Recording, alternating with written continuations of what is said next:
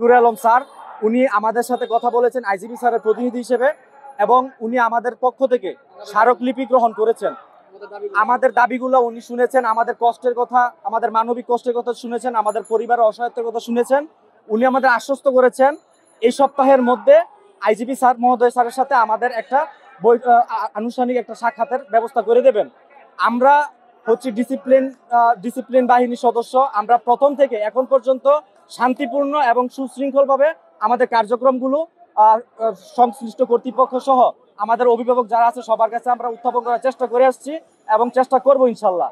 এখন আমরা এই আমাদের এডিশনাল এসপি স্যার মহোদয়ের কাছ থেকে আমরা যে আশ্বাস পেয়েছি তাতে আমরা সন্তুষ্ট না হলেও আমরা এই আশা নিয়ে আমরা আজকে কর্মসূচি এখানে আমরা স্থগিত করতে চাই। কিন্তু এটাও বলে রাখতে চাই, এক সপ্তাহের মধ্যে যদি আমরা আইজিপি স্যার মহোদয়ের সাথে আমরা সাক্ষাৎ করার সুযোগ না পাই, সেক্ষেত্রে এই সপ্তাহের পর আমরা আবার আমাদের কর্মসূচি ঘোষণা করব আপনাদের মাধ্যমে।